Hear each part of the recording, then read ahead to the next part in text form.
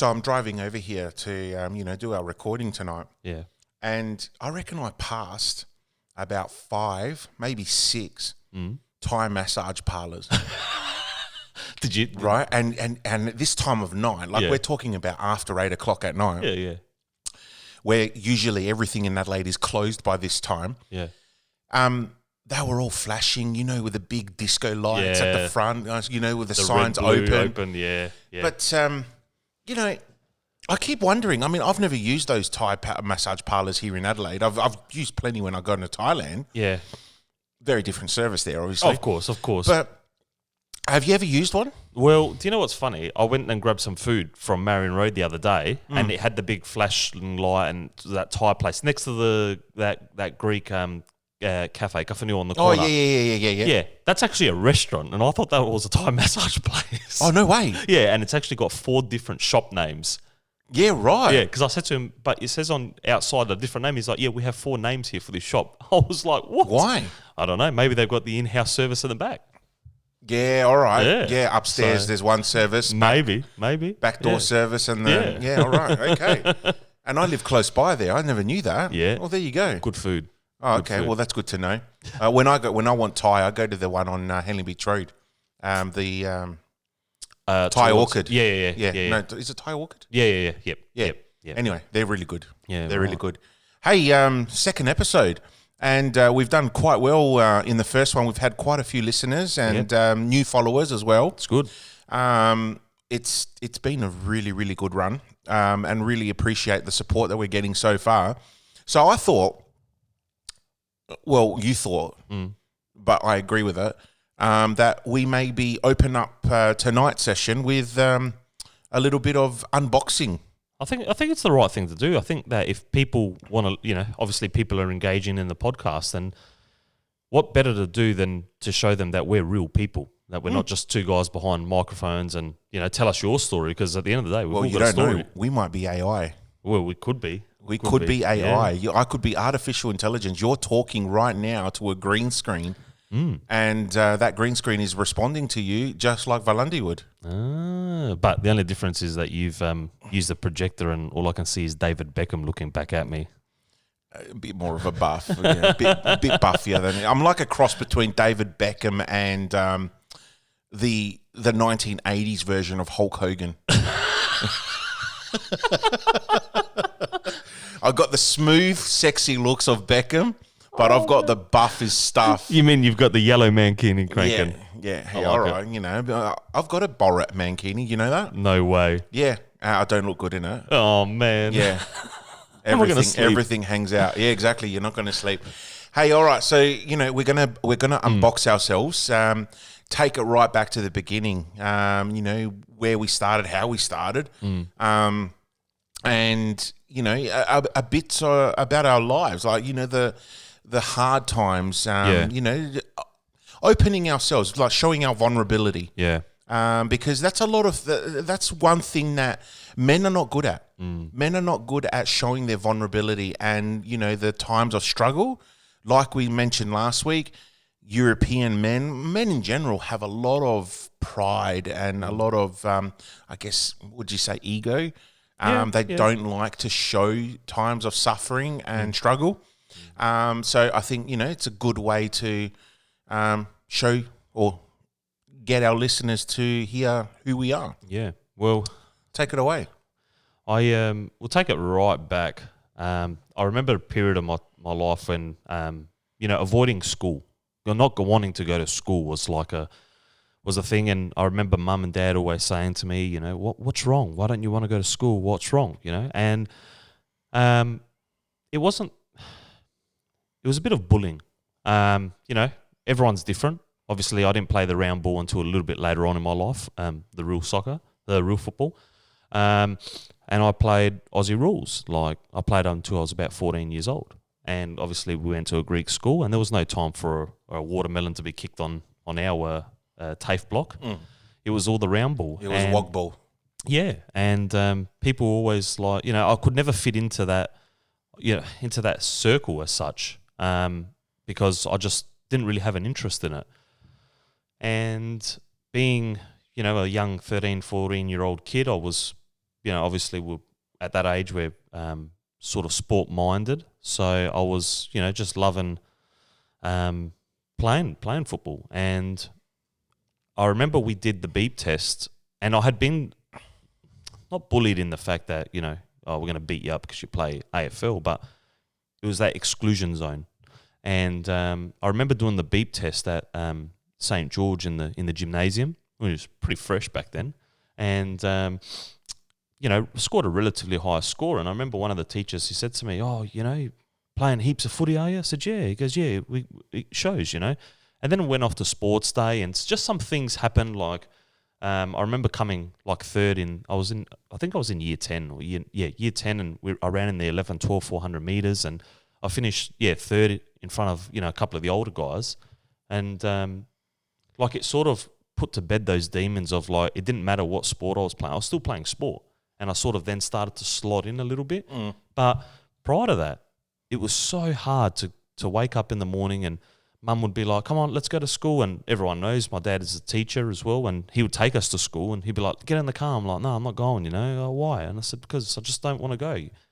And it took me a long time. I actually ended up seeing, I was in year 10. I remember actually seeing a kid psychiatrist about it. And he asked me to unbox myself from the start. And, what was the biggest problem? And the biggest problem was that I just wouldn't fit into that circle group that I wanted for so long to fit into with the boys, to be part of the, that boys group, the cool group, really.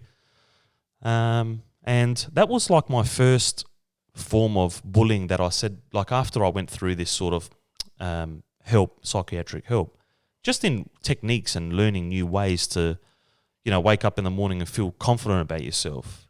And then you you fast forward 20 years later, and I'm just a bag of confidence. And now I don't give a shit what anyone says about me, But that was like the first time that in my life I was so just low. I remember a friend of mine was in a really sort of similar scenario.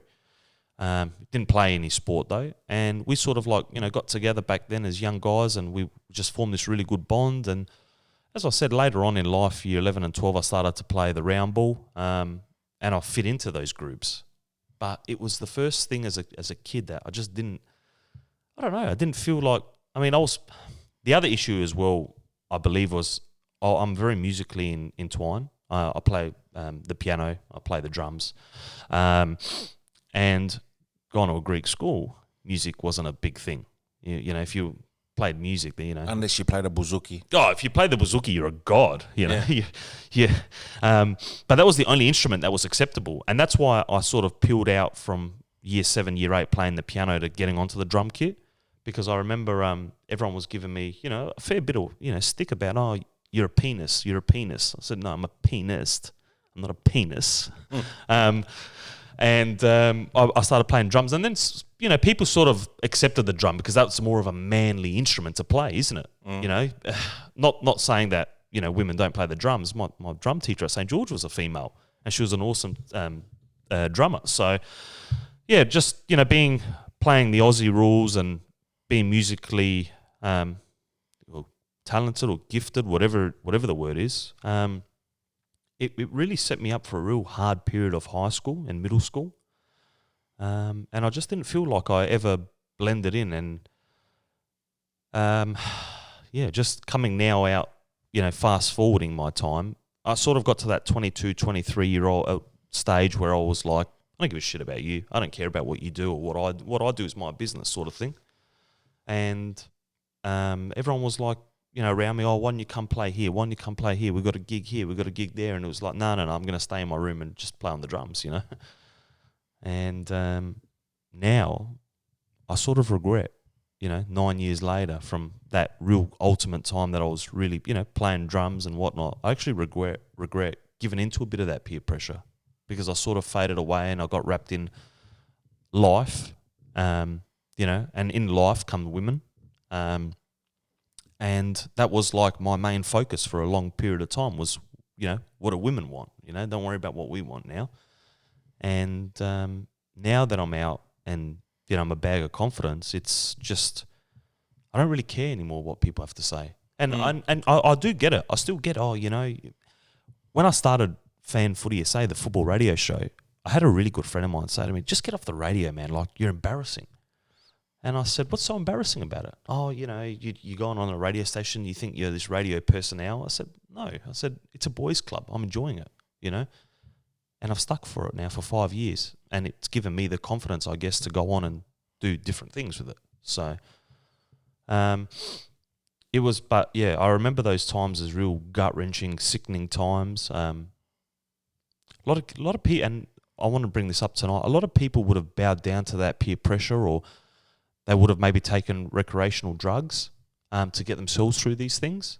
And I was never for that. I've never done that sort of stuff. And I never, and we talked about it last week, I never asked for self-pity. I didn't want pity. I don't care about, feeling sorry for me. My life is my life. And I'm enjoying every minute of it. Everything that's happened along your path is what's made you who you are now. Yeah, exactly. And I've had, a million friendship groups. Everyone always says, oh, you're friends with this person, friends with that person. Yeah, I am. What's the issue, Like, are you guys reading it as a jealous thing? Like, for me, I'm just doing life. Networking. We look at it as networking in our industry that we're in now. It's a network. We have to be friends with everybody. Not best friends, but you're, And you're right. And like, we've had this conversation before off air where, there's times of awkwardness in our industry where we might be DJing or MCing at an event of people that we've had massive fallouts with, right? But you know what? As a professional, we just continue on with the party.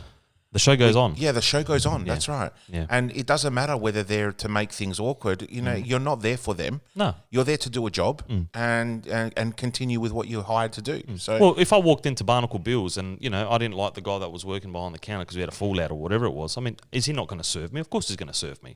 Yeah, exactly. He might spit in your food, but that's fine. He'll still serve That's you. fine. He's still going to serve me. Yeah. Like, but that's a maturity thing too, isn't it? I think that you and I, we sort of just have built this resilience to this sort of stuff that you just don't, you block it out, you don't care anymore.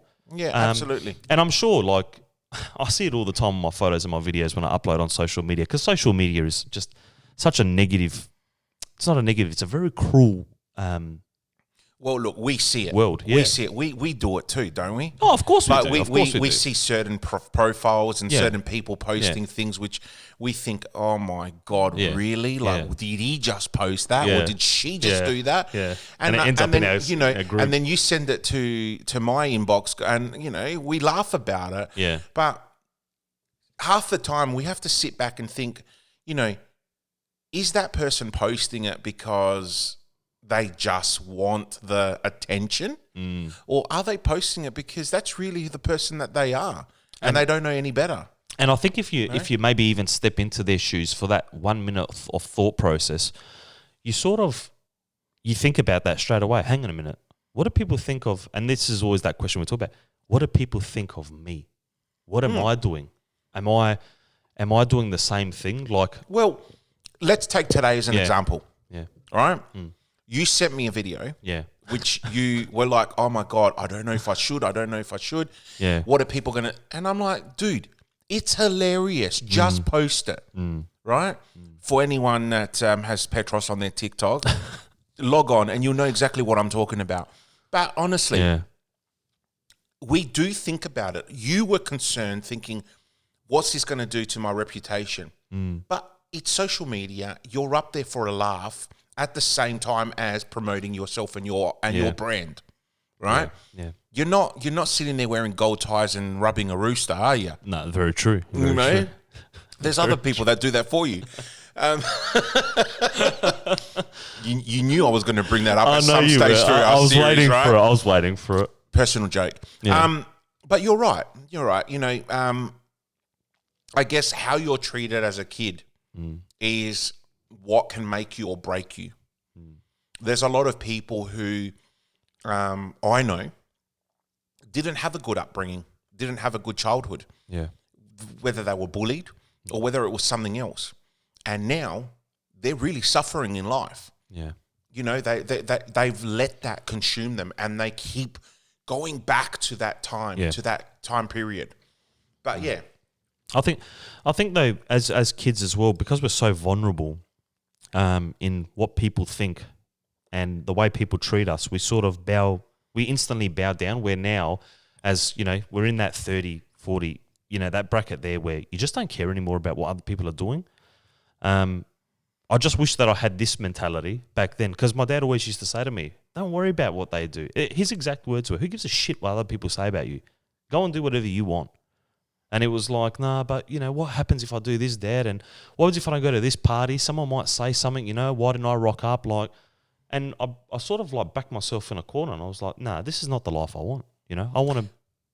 Do you know that, you obviously would, but that Greek saying, "Τι θα πούνε?" What are they going to say? That's something that our parents would always say, right? Yeah. Like, if my kid does that, what are they going to say? Yeah, yeah. They're going to talk about us. Yeah. Right? The visits. That's how we felt as kids growing up, yeah? Yeah. Like, if I don't do that, what are they going to say about me? If I don't go to that party, what are they going to say, But, that's the way we were grown up, and yeah, sometimes I think about that still now. Yeah. But yeah, go on. No, I think that I was pretty lucky. I went to a good school for, that sort of, there weren't big class sizes. So you didn't really have the major hard bullies of probably other schools where, I remember in year 12, I went to Unley High School I finished year 12 at Unley High School. And I walked into a year 12 classroom, and we had 250 kids that year. 250 kids in year 12. And I was just a number. Nobody knew who I was. It was so different to St. George, and St. George was so beautiful for the fact that it was so peaceful when you'd walk into school. Everybody knew each other, and nobody sort of, everyone would say hello. Why? When I went to Unley High School, it took me a good term to really cement my place. And I knew a few people there, but I looked around and I said, whoa, this school is so different to what I'm used to. I'm used to, not just having Dad and, we had the principal as our best friends. And, it was really cool. That's what I liked about St. George. But when I went to Unley, I had no idea what I was getting myself into. And I do sort of regret actually going and finishing year 12 there, because I got lost in the wave of that was a school that, you don't want to study, that's all right, all good, man, off you go sort of thing. While St. George, we got really nurtured as people, and I think it helped our development as kids, as teenagers, and as, young adults. And yeah, I sort of lost my way there, and I was skipping, classes because no one even knew I was even there, so it didn't really matter. And it set me for a really bad next period of life, next few years of life, where it was really downhill time, because my mates from St. George were all gone to university. And by the time I looked back and 3 years were gone, I was just working at the hospital basically. And I was like, where am I going to go with my life? While my mates are going into, full-time jobs, careers. And I got left behind again. And it really... From, that 18 to 22, 23 period was a really hard time, because everyone was succeeding, and I was not on the downhill, but I felt like I was failing in life at the time. And my dad used to tell me as well, my dad's very old school, he'd tell you the truth. He doesn't sugarcoat anything. He'd just say, you're failing, you're going to be a rubbish collector, garbage collector. That's what you're going to do in your life. And I was like, no way, and... I couldn't come to terms with what was happening in my life. And from there, life changed drastically for me, and very quickly. In the next 10 years, it changed hard for me. But, I'm just trying to think of, I'm hiding a bit at the moment, and I don't want to hide on the microphone.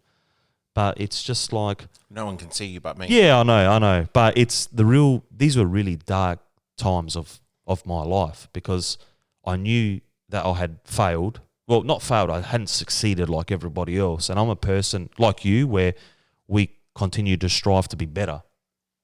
And this was it was downhill, and no matter what I try to do, where I try to fit in, people would look at you funny, or I wanted to get into doing some sort of entertainment stuff, and a couple of people said to me, "You're still too young, like you can't do this, you can't do that." I applied for the police force when I was 21, and they knocked me back. They said, "Go and get some life experience," where now it's very different. But yeah, I was just in a rant where I couldn't get out of, and I ended up moving interstate to Melbourne, where I sort of grew as a man because I had to. I was living, with a family friend, but I was living without mum and dad. And yeah, basically, I came back, had a couple of kids, got married, and my life changed forever from there. And today I'm living my best life now, I think. And I tell the boss of my entertainment company, I tell him all the time, I said, I don't wish these days away, because I know that I've only got a 10 or 12 year period of life where I'm allowed to wear, like I said last week, the 3/4 pants, the no socks, When you're about that, in that 40s club, you can't do that anymore. And if you haven't made it into a corporate setting of emceeing corporate events or working in corporate places, your time's done. I mean, I just think that it's that image again that we talk about. So I'm living my best life now. A lot of people will say, "Oh, all you do is party every weekend and whatnot," but you know the truth as well. It's not like that at all. I cop it as well. I still cop it. All you do is go out and play music and get drunk. Yeah. No, I don't. Yeah, I don't. It's a big job. It's a massive job, especially not putting anything on you, but for me, my week starts from Friday night, getting everything ready, all my music, editing, making sure I go through all my notes and have everything down packed. Yeah. Saturday morning, packing the van, making sure that, and then leaving home sometimes at 1 o'clock. Yeah. To make sure that I'm there in time to set up, check, and I'm not back home till 3 o'clock the next morning. Oh man, I know. Yeah. But people don't see that. They just see, me during the hours of the party that they're there. They see the 6:30 light up. Yeah. They see the 9 o'clock. Everyone else is pissed. So Val must be pissed. Petros must be pissed. But it's not like that. Nah. And even when we finish, what's the worst part about finishing? You got to pack up. Yeah. Pack up is the hardest thing in this world, because you've just done that time of the morning. Of course it is. And it's normally about the 12:30, 1 o'clock. Correct. And correct. I go out with my boss after for dinner. We go down to Da Vinci's on O'Connell Street, and I'm not home till 4 o'clock sometimes. Yeah. And it's, everyone will, I saw you at Da Vinci's last night. Yeah, and I'm not allowed to go and eat. Yeah, exactly. What were you doing at 4 o'clock in the morning? Hey, better Da Vinci's than bloody Villi's at 4 a.m. in the morning. I'm so happy that they finally opened a restaurant that does full menu until 3, 4 o'clock in the morning. Compared to I gotta come out one Saturday night and find you guys there. I said to someone recently, they said, "Oh, where do you eat on Saturday night?" After, because we do get hungry. We've worked hard, and I said, "Look, don't even worry about that." I said, "But if you ever wanted to kill me, just come to Da Vinci's on a Saturday night." And I'll tell you, most of the time, we're sitting in the outdoor area because you can have a cigarette and you can have something to eat. So it's a win-win scenario for us. Why? Villies, they've closed that area off now. You can't do anything. You have to eat. That's right. I'll be honest, I don't really want to eat a pie before I go to bed. I just feel like crap, even though the palmy's no better, because the palmy's half a kilo. That's good. But this is what my life is, and this is where I'm at now, and I'm happy. I see life very differently, and I think that's, as becoming a parent as well, opens your eyes, because you do anything for your children and your family and your household and whatnot. So I just I'll leave it off with my note that whoever is struggling or has gone through times, link up, let's have a chat, because I like hearing stories, because a lot of people turn around and say, "Man, thank you for listening to me, and you're actually a good speaker back to me," and like we said, we don't want pity. So I'm here to, I'll tell you the way it is. How you can help change your life and whatnot. And I think next week, having hopefully one of our first guests on next week, Michael, he's a life coach, and he takes it from a very different perspective. So it'd be good to have a look at how people actually construct that line of work that they're in to adapt with us, you know. So yeah, no, absolutely. but yeah, tell us, Val, tell me a bit about you, because there's so much. Look, me, I was a bit of a reverse to you. Yeah. Where I think I went through school and started off life at St. George too, but in a place where I was loved and I got along really well with everyone in my class. Yep. We were all mates growing up. You know, I to this day, 4 of my best mates are guys that I went to school with from the age of 5. Yeah, yeah. See, right? And that's the St. George lifetime long thing, yeah. So going through school was fun. The one thing that I didn't get to experience as a kid, which I feel had a major impact on my life, was I wasn't allowed to participate in sport as a kid. I ask why? My parents outright refused me to play soccer on a Saturday morning because all they cared about was me going to Greek school. Now, mind you, English was my second language. I could not speak English. I was all Greek. That's why they sent me to St. George, because St. George being a Greek college, all the teachers there spoke Greek. Yeah. And they slowly taught me how to speak English. So I couldn't speak any English until I was a certain age. That's what made it difficult for me to start. It was like I was fresh off the boat, but actually I was born here. I was born in the Queen Elizabeth Hospital. Wow. Right? Yep. So, you know, I easily adapted into the lifestyle. I started learning the language, English and all that. But they still wanted me to go to Greek school on a Saturday. So 5 days of school from 8:30 to 3 p.m. Let alone you learn Greek at school every day. I speak nothing but Greek at home. And we did 45 minutes to an hour of Greek every goddamn day at school. Yeah.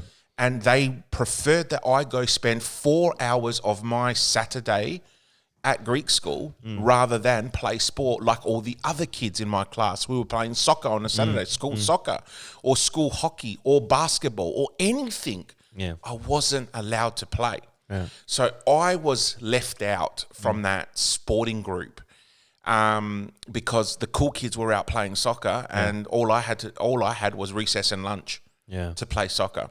Yeah.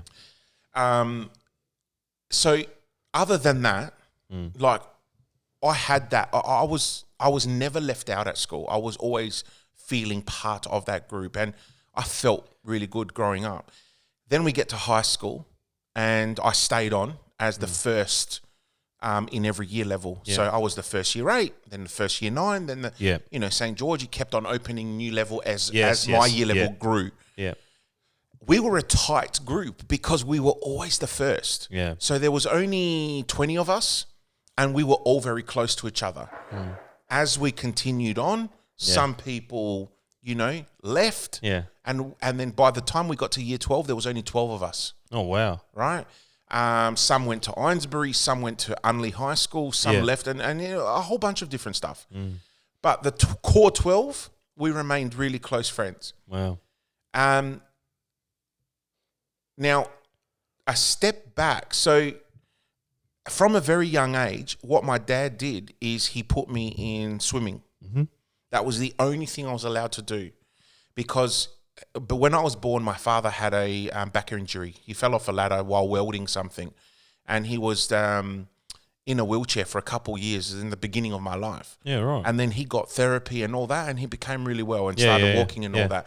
But the one thing that really helped him was the water and swimming. Yeah. So from a very young age, he made me get into the water and swimming.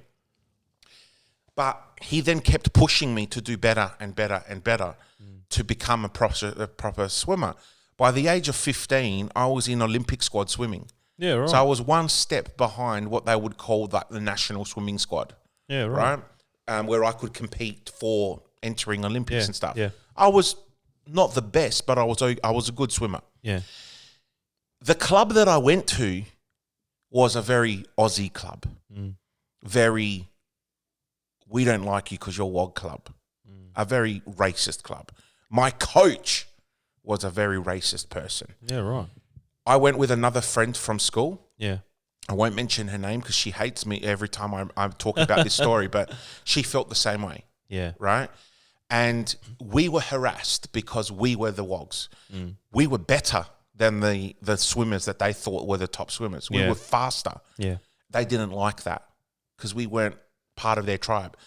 I quit swimming cold turkey at 16. I had a fight with my dad and I said, you can go shove it. Yeah. I'm never stepping foot in a pool again. I can't do this anymore. Do you know what it was like waking up 5 days a week, sometimes 6, at 4 a.m. in the morning To go and to swim. go swimming for 2 hours, then go have a shower, get into my school uniform and go to school? Yeah. It was all right in the summer, surely, but in the winter. In the winter, at 4 a.m. in the morning, it was horrible. The worst thing ever. Yeah. At that age as well. Yeah. I get it. If I wanted to pursue that career, it would have done me good, but I didn't. Not with that. Not if I was copying that on top of 2 hours of freezing swimming or every morning. So that really set me backwards. But I had school as my outlet. Yeah. School was my happy place because I hated learning, but I loved being around my friends. Everyone at school. Then I hit university. Yeah. That was the game changer for me. I lost myself. I didn't know where I was, what I was, who I was. I did not know what was going on. I lost all my friends because they all went their own way. Yeah. There was a couple of mates that I continued on with, but they did their thing, I did mine. We were at the same campus, so thankfully we got to meet up every now and then. But it was just a big whirlwind of what the fuck. Yeah. Like I had no idea what was going on. Yep. I lost it. I completely lost it. Started changing my mind. I'm like, nah, this isn't for me. I don't want to be here. I don't want to learn. I don't want to do this. Why am I here? What am I learning? What am I achieving here? Yeah. So that completely set me back. I didn't want to go. I started falling into a dark period myself because I just didn't want to go. I actually would jump on the bus. My parents thinking that I'm going to uni. I was jumping on the bus And I was going to the mall. Yeah. I was sitting in the cinemas by myself. Yeah. I was, at one stage, I was seeing this girl who lived in bloody Outer Harbour. I'd jump on the train just to go and spend the day there, and with a whole bag of uni books. Yeah. And I was just doing anything to avoid getting there. And there was like one semester I didn't even graduate. But I somehow had to say the lie to my parents that I did. Yeah, and I made up for it later by resitting. But I just didn't know what to do because I wasn't attending and I couldn't do it. Yeah. I didn't want to be in the same tutorials or classes with these people who were just horrible to me because I couldn't make friends. I didn't know who they were and it was a very difficult time. Yeah. But I had to get myself out of it. I had to find my way out of it. And then I managed to get a traineeship for working in the government. Yep. And that completely put me back on track. Yeah. It was just by luck that I knew someone within the political system that said, hey, you know what? The government's doing some traineeships. You get paid to pretty much study 1 day a week at TAFE and you do 4 days on the job in a political office or in a government department. Yeah. So I ended up getting a position at the then Minister for Housing's office. Yeah. And I was in his political office over at Woodville for 4 days a week, and I did TAFE 1 day a week, and that completely put me back on track because I was around people who wanted to help me. Yeah. Right? Yeah. And then when I went to TAFE, I got along with the other kids in the class because they were all there for the same reason. Yeah. We were not there to prove who's better or not. Yeah. That's what set up the rest of my life. That traineeship, that opportunity that I got given, opened up doors for me. And now I'm, I'm a pretty hardworking public servant. Yeah. And Wow. I'm dealing with people, unfortunate people, which I have the pleasure in, doing whatever I can to help. Yeah. On the other side, my DJing, my MCing, my event organizing, very well. Yeah. I'm around people that, but the thing is that growing up, I didn't have that need of wanting people to love me, right? Because we were all friends. We were all one unit. Yeah. Then I lost that feeling when I went to uni because I couldn't get people to love me. I couldn't even get people to speak to me, to say hello. Yeah. Right? It was a difficult time. Now, what that's caused is I'm in a workplace where I just want everyone in my workplace to love me. Yeah. And I know it's not going to happen because everyone is different. Of course. But, like I recently had a opportunity to be a manager. And I did it for quite a few months. And I started my opportunity with buying donuts for the whole team every single week. Yeah. So I can buy their love. Yeah. And it wasn't until halfway through my opportunity where I turned around and I said, why am I doing this? Yeah. Why am I trying to get everyone to love me? How is that benefiting me? It's actually making it worse for me. Of course. So it was only up until a few months ago where I turned around and I said to myself, fuck this. I am who I am. Yeah. And if they don't like me, not bad. my problem. Yeah. Not my problem. So it's only recently that has enlightened me. You got to that stage in your 20s. That just hit me only a few months ago because I got the experience of being a manager and the hard work I put in to make people love me or to like me even is what showed me the way to say, you're not meant to be liked. Because if you were liked, then, the world would be all candy, fairy floss and shit. Of course. But the world isn't like that. So, that really changed me and opened me up again. I think I mentioned it to you. I can't remember if it was last week or off air, but I went through a really dark period when back in 2021 where my dad died. Yeah. Out of nowhere. We were planning a trip to Greece in 2020. My dad hadn't been back to Greece for over 10 years. My mother hadn't been back to Greece for over 42 years. Wow. She cried to go to Greece because, Dad didn't want to go to Greece. Yeah. Oh, all my family's dead. Why would I want to go to Greece? Yeah. That's the mentality that he had. Yeah. So I said, you know what? My kids are young. I want to go. Let's all book. I'm booking tickets for the whole family to go together. Yeah. I'll take my mum. I'll take my dad, my sister, my two boys, my wife. Yeah. We're all going to go together. We booked tickets. We organised our trip. No problems. COVID comes and cancels that for us. And then that November, my dad gets diagnosed with stage 4 gallbladder cancer. Wow. And it had already spread right into his liver. So it was too late to remove the gallbladder. Little did we know that he literally only had weeks to go. Wow. So we're talking about a healthy man, really hardly ever went to the doctors. Yeah. To deathbed. Holy. And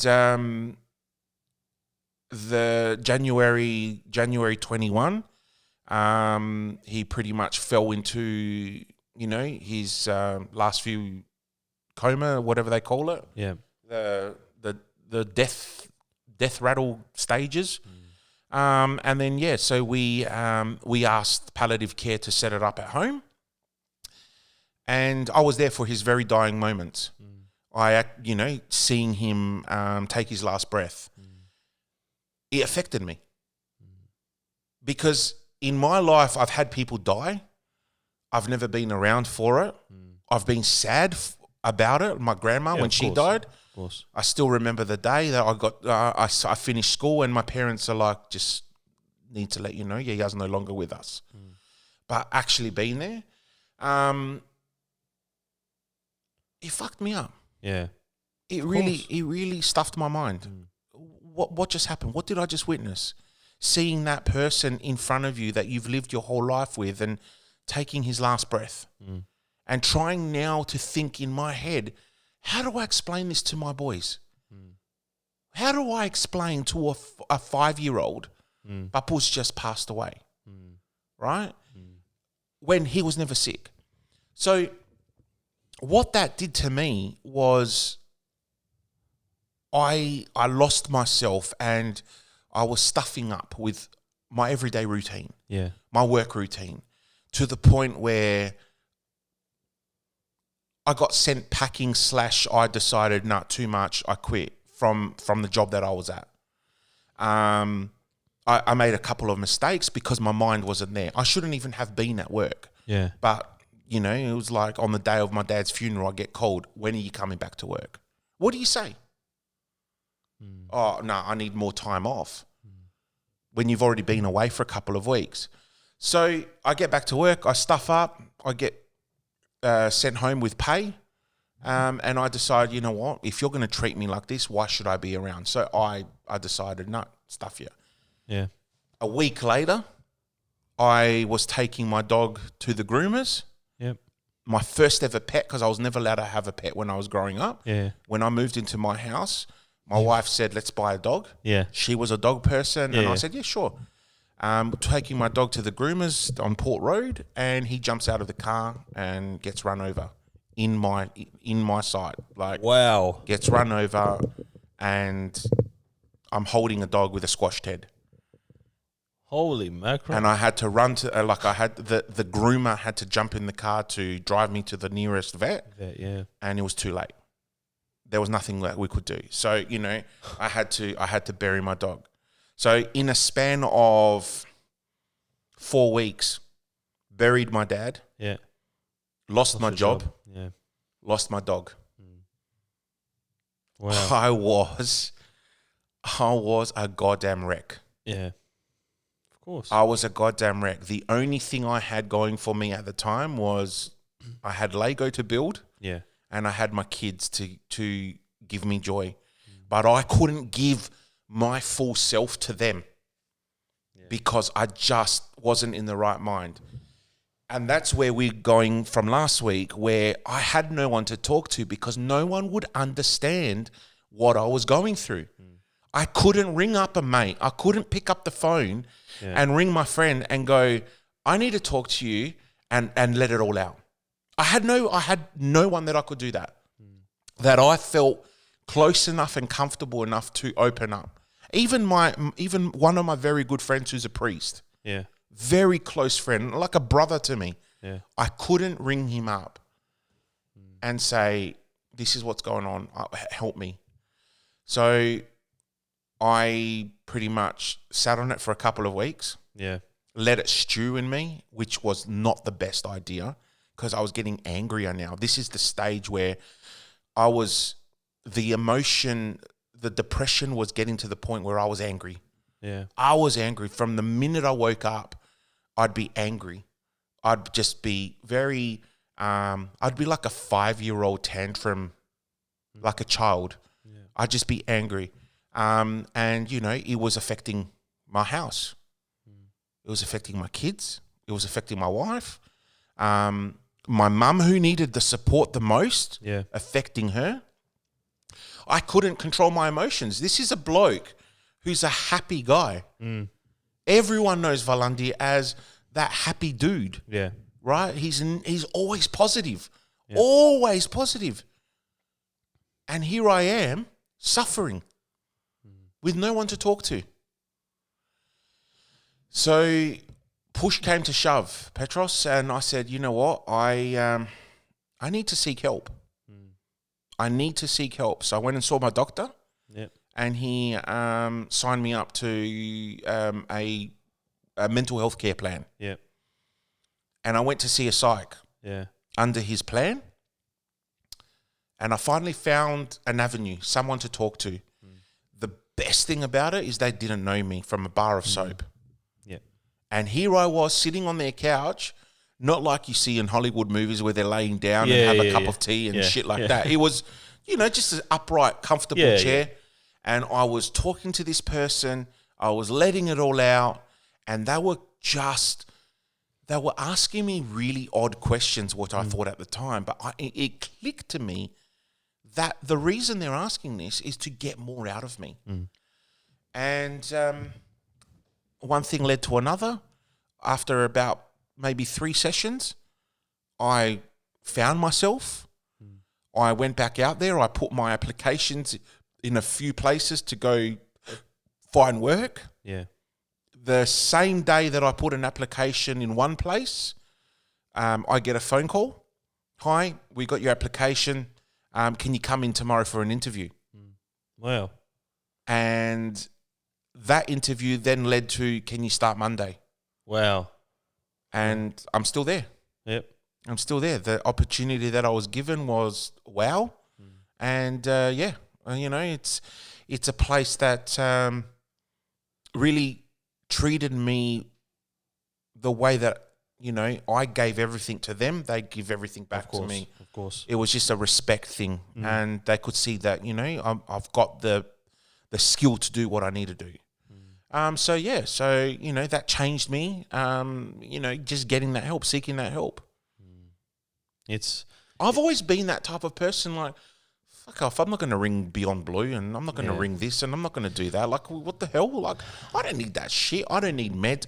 I mean, I didn't take meds. I never got put on meds, but dare I say that had I kept spiraling down that rabbit hole, I probably would have been on meds. Not that, I'm not saying it's a bad thing. Sometimes people need to get to that point. Yeah. But if I didn't seek that help, I probably wouldn't be here today doing this podcast. Wow. I'd be stuck at home feeling sorry for myself. And, you wouldn't see DJ Valenti out there and all that, And that's how it is. That's how my cookie crumbled. Wow. What a story. So, What a time. And, when you look at the bigger picture, we're only halfway through our life. Man, I turned 40 this year. I turned 40. I feel like an old fart. And then you look at it and people are like, oh, 50's the new 40. Yeah. Well, yeah, I'm going to say 30's the new 20, 40's the new 21. Yeah. I don't look at age. Honestly, I don't. It's just a number. It's how you feel. When you wake up in the morning and, just I believe you wake up in the morning and just be grateful that you're living another day. Yeah. And that's where you let everything just steamroll. Be positive. Wake up in the morning and just open your eyes, take a deep breath and go, you know what? God's given me another day. Let's take this bitch by the head. And, well, that doesn't sound right, does it? No, but... Let's take this bitch by the balls. Yeah, that's better. That's better. But you know what? Like, run with it. Go with it. Don't plan things. Just go with it. That's how I think life should be. Go with the flow. 100%. Look at the people in Greece. Man, they live for the day. Yeah. They don't live for their life. They live for the day. Because they're like, anything can happen tomorrow. Yeah. Whereas here, we've been brain bashed too much to say, plan yourself. Like, plan what you're going to do next week from now. Yeah. It's true. We're brought up to, we've got a rhythm. Schedules. We've got to live by a schedule. And, sometimes I just feel like saying, nah, stuff this, man. I'm just going to pack up and drive. And wherever it takes me, it takes me. And sometimes, it happens in periods of my life that sometimes I jump in the car by myself and just power. See you later. I'm out. Just for a little bit to get away, escape reality. And whether that's, just me, myself, I enjoy just listening to some music in the car, singing. I love to sing. I really do. And I'm sure there's people next to me that are like, what are you doing? But that's my time away from reality. And I think if we don't get that avenue of exit, if you're stuck at somewhere, you just fall into a further down spiral, like you said earlier. Like everybody has an avenue of getting out, whether it's drugs or whether it's alcohol, whether it's whatever it is, soccer, whether it's whatever. People have avenues of gambling. Yeah, gambling, whatever it is. Everyone has an avenue that suits them. So, just let that person be that person. I mean, I'm not encouraging drugs and that sort of stuff, but you know, if that's your outlet, it's your outlet. What are you going to do? But go and get some more help, I reckon. But for me, like, just jumping in the car and driving sometimes is the most soothing. You know, we have big weeks. We do everything for our family, and you know, especially weekends come. I'm driving on the way to a wedding, and I'm in panic mode, like panic mode, sheer panic mode sometimes, and it's for one reason and only one reason: names. I almost struggle with people's name, and I want to make sure that is, you know, 150% right. And there's been times where I've had a bridal party look at my notes and like, that's not how you spell my name. I said, yeah, it's not how you spell it, but for me, that's how I'm going to read it, and it's going to sound exactly the way that you want it pronounced. Yeah, that's my coping mechanism to that. And then once I get that, you know, that intro done, after that, the night's a breeze. That first 15 minutes of the night is the toughest part of the night. I think it's tough because we want to be loved instantly. Yeah, we want, and you don't care about respect. It goes back to what I said before. Yeah. Like, you just want people to love you. Yeah. But sometimes, you know, sometimes you come to a party and it's more along the lines of, fuck, I feel like this crowd's going to be tough tonight. And you just got to go with, I don't give a shit. Yeah. But I get it. I mean, that's me. That's me coming as my own employer. Yeah. See, but for you working for someone else, you've not only got the pressure of the crowd and the clients, I've got my boss you've got the pressure of your your boss, Yeah. right? And the operator of your entertainment group. Yeah. So you got to impress him as well, which is the tough part. You know, I mean, he wouldn't hire you if you didn't already impress him. Yeah, of course. And he knows that you do the job. Yeah. But yeah, you know, you've got the double whammy. Whereas me, it's like, you know what, if I know it's going to be a tough crowd, I know from the second that first couple walks in, like usually it's the parents. Yeah. If the parents walk in with fucking shitloads of energy, do you know what that means? It's on tonight. It's on tonight. Yeah. But if the parents walk in and they're like just, you know, waving like they're the queen and not giving any smiles or anything out, it's like, that mum doesn't like the mother-in-law and they're not going to get on tonight, and we're just going to have a very shit night. That's when you've got to do something that Ken Hinckley can't do, which is plan B. You know, you've got to, you know, there are times that I've learned over my time now as well that you can't always be this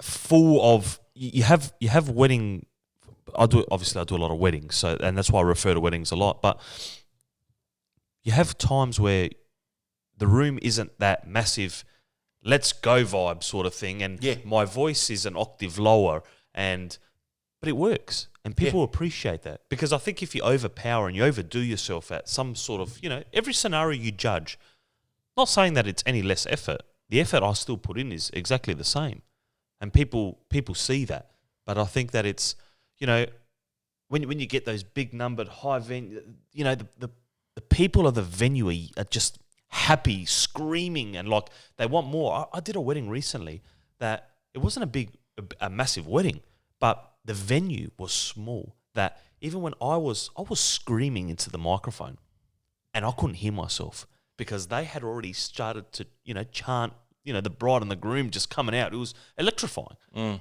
I was like, "What is going on here?" I turned to my boss and I said, "What? I can't hear myself."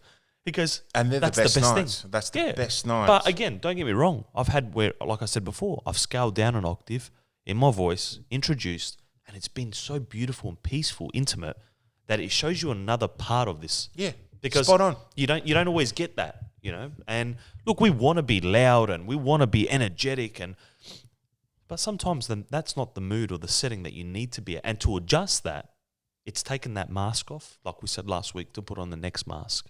And then you take off that mask after the intros and you put on the go mode mask where you're at the bridal table. I'm going to set up your formalities here. We're going to do this. We're going to do that. And then you go back and you take the mask off because you've got to jump back onto the dance floor. And now you've got to get this crowd dancing. And it's, people say to me all the time, have you got split personality? Have you got bipolar? Probably. I'd have to. How else can you just turn on and turn off like this all the time? True. And then you come home on the highest of highs, because we're always high in the fact that the music's been pumping through your ears. You get into bed, everything's ringing. You're happy, you're smiling. No one's awake because it's 4 o'clock in the morning. And it's, take the mask off, man. Now you got to go back to being a family person. Or now you got to go back because you got, whatever you're doing the next day. There's been moments where I would, I'd come home late. I wouldn't be able to go to sleep because, like you said, that music's ringing through and I've just had the best night. The clients were so goddamn happy. Yeah. So I go home and I'm like, okay, I can't go to bed yet. So I'd go sit on the couch for a little bit. I'll turn the TV on, or the PlayStation or whatever, just to unwind, right? Not that that's the best way to unwind, but just to unwind. Yeah. And then, you finally fall asleep. You go to bed. You wake up in the morning, still on a high. Yeah. And your partner turns around and says, "Oh, how did last night go?" And you're just like, blah, blah, blah, blah, blah, blah, blah, blah, yeah, very good. Yeah. And they're like, okay, because they just don't understand the experience you had last night. Like, it was fantastic. It was great. They're the best nights. Of course. They're the best nights. I love the feeling of that top high. It's like anything. The first time you try a beer, the first time you smoke a cigarette, the first time you do anything like that, you always chase that one touch high of that feeling. And with what I do on the weekends, I'm always trying to get that one from the first one that I did. And that first one was just so electrifying for me. It wakes you up. It sparks you. You become so hungry that it leads to the next thing where it's now, what does everyone else think now? What is everyone else looking at me as? And people will say, oh, you've had 100 million jobs. Yeah, and I'll do whatever I have to do to survive. I think I'm pretty well off. I think I've set up pretty well. Can I now, just be me? I've done what everyone else is meant to do. Or it's the plan of life. You have to have a house. You have to have a rental property. You have to have nice cars. You have to have this. You have to have that. And once you have all that, this is what the expectation is. Then you've made it. No, that's bullshit. It is. It's bullshit. Do you know what it is? It's the memories. If you don't have the memories, you just have nothing in your life ever again. You just, But you're right. I mean, how often growing up would our parents drill it into our head that we had to go to university, we had to become a doctor or a lawyer or anything like that, something that, is top qualified and makes a lot of money. Yeah. Because they never got that. Like my parents came from, very poverty-stricken Greece and they came to make life in Australia. They never had the opportunity to become a doctor and all that, so they want their kids to become a doctor and a lawyer. But can I ask you that question now quickly? Just sorry. You want your kids now to be doctors and lawyers, don't like? As in, you want them to be happy, but you want them to have an easier life than what you and I have had. I want them to have an easier life, but I don't expect them to do something I want them to do. Yeah, I'm not saying expecting, but you would like them to be better. I want my kids to be educated. Yeah. And I want my kids to have enough energy to focus on their studies, but at the same time have fun in doing it. Yeah, that's what I want. Yeah, I don't want to be that parent that forces. My parents were like that. They forced me to do things I didn't want to do in terms of education and lifestyle. Not bad. I'm just saying, they wanted me to study in things I didn't want to study in. It was just to do what they couldn't do and couldn't give. Correct. That's exactly right. And, I look at it now, like when I was a kid, I was deprived of, having the coolest toys and buying all these really cool new things, which other kids had. I look at the kids that had Australian-born parents had so much more fun and better toys than I did. Yeah. Because their parents got it for them. Yeah. Whereas my parents didn't get it for me. Yeah. And I look at myself now and I'm actually not good with my money because the second I get my paycheck, I'll go buy the latest Lego set or something that I couldn't get as a kid. Yeah. You come to my house and you'll see gadgets galore. My wife hates it because every day there's a package being delivered to home of shit I don't need. That's because I was so deprived from that stuff. Yeah. That, you know, and yeah, I mean, it's not a bad thing. Nah. But it's something that I wasn't given. So what I'm trying to instill in my kids now is I'll give them things, but in a way make them work for it. Yeah. I'm not just going to go to the local toy sale and go, here's $50, go buy whatever you want. Oh, that costs more than $50? No worries, bud. Here's another 50, go grab it. Yeah. You got to work for it. Yeah. You got to earn it. Oh, of course. Right? Of course. And that's how I want to raise my kids, by teaching them to earn it. Do you know that you brought up this Lego thing? I've got a confession to make. I love Lego too. Always have. But I remember my first job, my first paid job, I saved my whole month paycheck to buy the Harry Potter Lego set. Oh, right, nice. which was like $200-300. Yeah. And I remember buying it, and I went home, and I was so excited to open it. I was like 14 or 15 years old, whatever it was. And my uncle happened to be there, and he's like, "What's that?" And I said, "It's my Lego set." And he's like, "How old are you?" And I said, "Doesn't matter. Like, this is like the best thing that's happened to me right now, is that I've gone out and like saved a month's worth of, you know, to buy this Lego set." And he's like, "You know that you're like not a kid anymore?" And I was gutted inside. I was like, "Oh, well, you know what? Fuck you. Like, I'm leaving this. I'm not touching this Lego set, you know?" And it took me like a year to go back to that box and open it and create it. And it was just something so small, so silly that, that was my Lego story. But now, like my son, he loves Lego too. He asked me, "Can you buy me just a little Lego set?" And we'll go to David Jones because I want to get the big sets, you know? And I bought this electric train with like all these carriages, and it took me like 8 hours to build, like just the carriages. And it was the coolest thing in the world. But I won't let him have a little shitty toy set. I want to give him everything as well. I know. Like the Big W currently has a toy sale on. Oh, really? And we went on the weekend, and I said to the boys, "Right, Bubbles giving you $40. Yeah. Right? You guys have $40 to spend on anything you want today. Yep. Anything you want."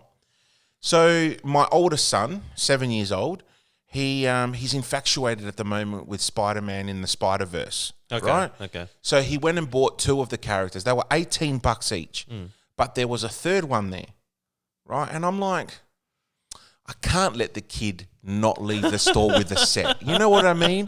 100%. And I'm like, nah, it's not fair. You can't leave Spider-Gwen up there hanging on the wall when you've got walking out with Spider-Punk and Miles Morales. Yeah. Like, come on, that's not fair. Poor little, Spider-Gwen. So, Dad bought him the third one, right? Yeah, right. My little one's like, "Oh, that's not fair. James is getting 3 things." And I'm like, "Yeah, all right, mate. All right. What else do you want?" Like, you got to keep them fair and happy. And yeah, you do. Look, it's a beautiful thing. Kids, sometimes you just want to spoil them because Of course. they're kids and you just want them to be happy. Yeah. And you know what it is? You don't want them to feel the way that you and I did. Correct. Correct. At times. Like, there was no need for me to say, "No, you don't deserve that," or "No, you're not going to get that." Yeah. They used the money that they were given as a present to buy toys, and then I bought them something on top, right? It's not like I went out of my friggin' paycheck and gone, "Oh, no, I'll spend it all on you." Yeah, yeah. But I did say to them, "I will buy you this extra toy if you both promise me that for the rest of this weekend, you won't fight with each other, you won't argue, you will, make the same decisions, like, watch the same thing and not get into arguments or fights." Yeah, yeah. And you know what? It worked. Yeah. It worked. Right. I know. I don't often get that, but it worked. They were really good for the weekend. So, Well, I went through a phase where I was buying Thomas the Train characters, and would walk into Brickworks at Big W, and my son would be like, "I need Nia," and I said, "Who is Nia?" And he's like, "The orange train." I'm like, "But I got you Thomas and Gordon and James and Percy and Douglas and Donald," and he's like, "Yeah, but I need Nia. I haven't got Nia. Need Nia. I haven't got this one. I haven't got that one." And I remember coming home and I was like, "Holy shit! I've just spent like $150 on trains, but." The week before, I spent like $300 on trains. Oh, man. And I've got trains coming out of my ass, man. I went to bed. You know when you step on Lego? I kicked a stupid train. I kicked the stupid train. I was like, why? Why am I kicking this train? Well, you're the one that bought it, aren't you, Petros? Yeah, I am. And I'm having this battle in my brain. I'm like, I don't know who I'm going to, I was so upset. But we do it for our kids because I'm not saying my mum and dad had the money that I have in today, and they struggled a lot more. But we had four of us in our family. And it wasn't a thing where, we'd go to Blockbuster because Blockbuster was a massive thing back in my day. And I would like blackmail my brothers to hire GTA. Like we had to get GTA Vice City because the strip club was in there, And my brother's like, I don't want to play that game. It's only one person. That's okay. I'll always be like, that's all right. You can play on my computer Minesweep or whatever it was like negotiations. Yeah, like thick negotiation just for the $5 stupid hire of the weekend. Yeah. And it was just I always said growing up, like I'd ask my mum. I'd feel bad, or I'd go out with my friends. I'd be like, Mum, can I have some money to go out? She'd be like, oh, I've only got like $20. Is that all right? Yeah, that's all right, But everyone else had $50, And I said, like, there's no way ever in my life that I want my kids to feel that way. That and it's not spoiling them. I just don't want to put them in an uncomfortable position. Because when you're in an uncomfortable position, you seem to do things that are wrong. Whatever that is. You might knock off a drink. You might knock off a chocolate bar or whatever it is as a kid that you do. Not that I'm saying that I did that stuff, but, you're leaving yourself open to bad decision making, And you can't always help scenarios, I understand, because everyone's different, but I just don't want that for my children. And I'm not spoiling them. I'm doing whatever I possibly can. Hey, talking about kids, so I found this quote which I loved. Yeah. Or it was more so a meme. Yeah. But you know how they say, like, today's society and video games and stuff that kids watch on TV is what makes them who they are. Yeah. Right? So I found this one. It says, respect is taught at home. If your kid is a disrespectful little shit, it's your fault. Don't blame society or music or video games. It's your fault. I like it. How true is that? Yeah, I like it. Because, we're role models to these kids. Yeah. If we're assholes, these kids will be assholes, right? They say that kids are sponges. They listen to everything you say. They watch everything you do, and they will act like the way that you do. That's why stats show 90% of kids that grow up in a domestic violent relationship, turn out to be, of course, predators as well. Yeah.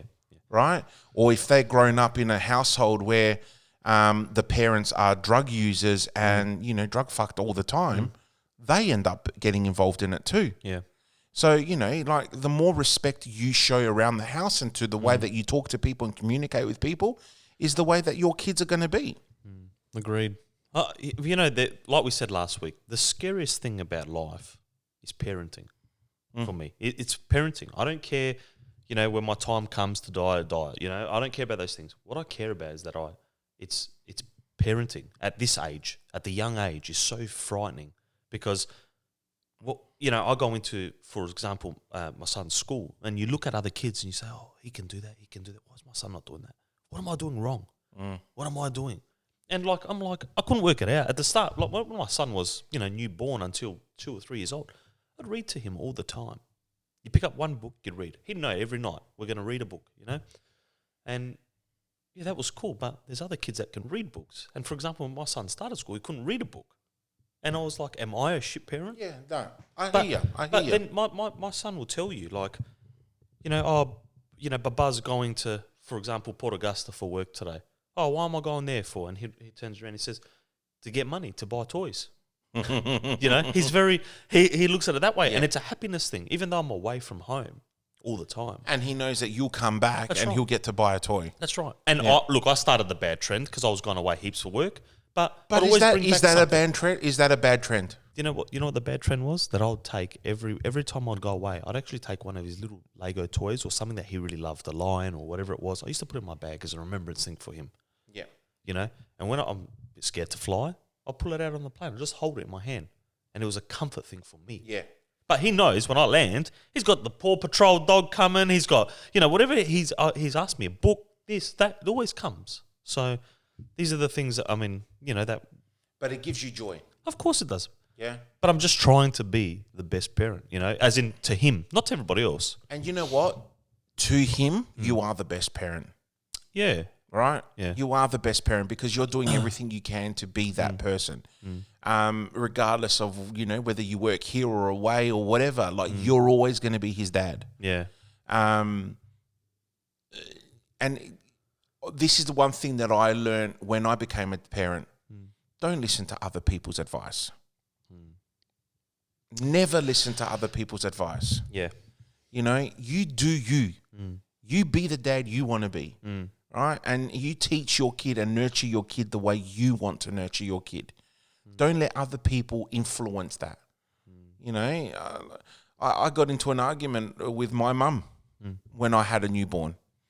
Oh, you should do this, you should do that. No, I shouldn't do that because you were a mother to a newborn 35 years ago. Yeah.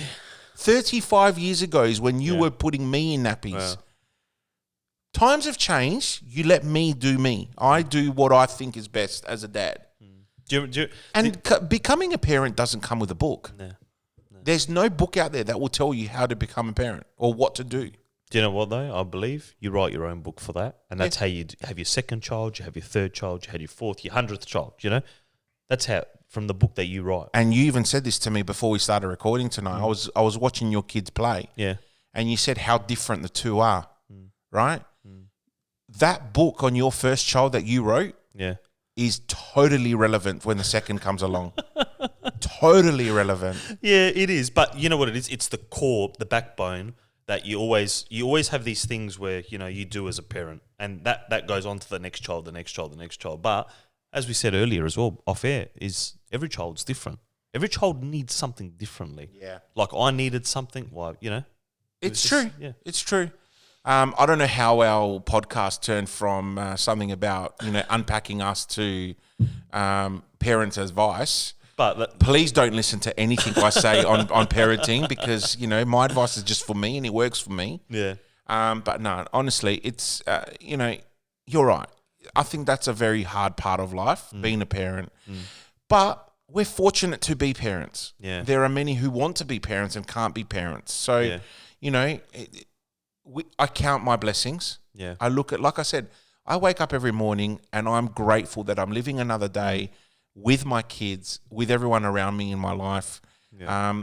Everything that has come my way, the opportunities, me and you sitting here. What a wonderful opportunity it is. Yeah. This is to create such a podcast where people are listening and getting attached to. Yeah. So, it's good. Yeah, it's good. Well, look, like we said, we wanted this episode to be to show that we're human beings. We're not just guys sitting behind microphones and that are going to take on your story and then publish it. No, that's right. Publish now. You've got the ammunition. They've got the ammunition now to publish our story if they want. That's right. But come and ask us. So, speak to my agent if you want further interviews. But no, you're right. And look, end of the day, as much as we love being behind the microphone, recording and all this. Yeah.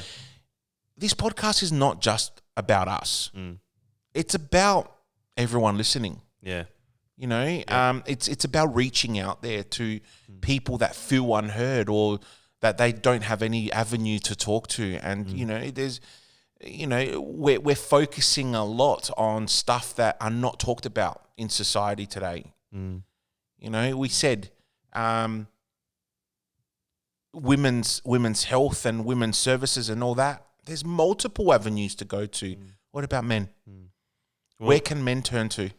Yeah, very true. Let alone, we are in Mental Health Month, Awareness Month for men. So, and I'm looking forward to next week as well, having Michael who he's, as I said, he does a lot of life coaching. So it's going to be great to see what his perspective on what men are. And I'm going to ask him next week as well, when you coach men, how is it different in coaching women? Because men, like we always say, we've got an ego, we're abrupt, we're stuck in our way. So it's going to be interesting to see what his answer and his technique is there. So And, throughout the season, I've got quite a number of guests lined up as well. Yep.